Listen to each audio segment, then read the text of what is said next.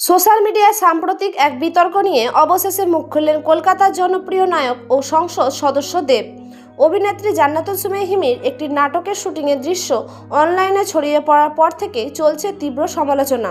সেই নাটকে দেখা গেছে স্কুলে ইউনিফর্ম বা পোশাক পরে কিছু বিতর্কিত দৃশ্য ধারণের কাজ করা হয়েছে, যা নেটিজেনদের মধ্যে বেশ বড় আলোচনার জন্ম দিয়েছে। এই বিষয়ে তীব্র ক্ষোভ ও অসন্তোষ প্রকাশ করে দেব বলেন, সংস্কৃতি ও অভিনয়ের একটি নির্দিষ্ট সীমা থাকা উচিত। স্কুলের পোশাক আমাদের শিক্ষা, নীতি এবং সুনামের প্রতীক, কিন্তু নাটক বা বিনোদনের নামে এ ধরনের দৃশ্যায়ন সমাজের ওপর নেতিবাচক প্রভাব ফেলছে এবং এক প্রকার সমাজকে নষ্ট করছে।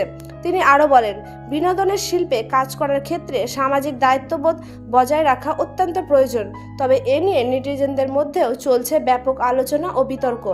এক পক্ষের মতে, বিনোদনের খাতিরে সমাজের নীতি ও নৈতিকতা ও ছাত্র জীবনের পবিত্রতাকে এভাবে হেয় করা কোনোভাবে মেনে নেওয়া যায় না। অন্যদিকে হিমির শুভাকাঙ্ক্ষীরা বলছেন, এটি শুধু স্ক্রিপ্টের প্রয়োজনে করা একটি অভিনয়। দেব এর এই মন্তব্যের পর বিষয়টি আরও বড় আলোচনার রূপ নিয়েছে। অভিনয়ের নামে এমন উপস্থাপন নাকি দেবের মতো দায়িত্বশীল দৃষ্টিভঙ্গি? আপনার মতে কোনটি সঠিক? কমেন্ট করে জানান আপনার গুরুত্বপূর্ণ মতামত। ধন্যবাদ।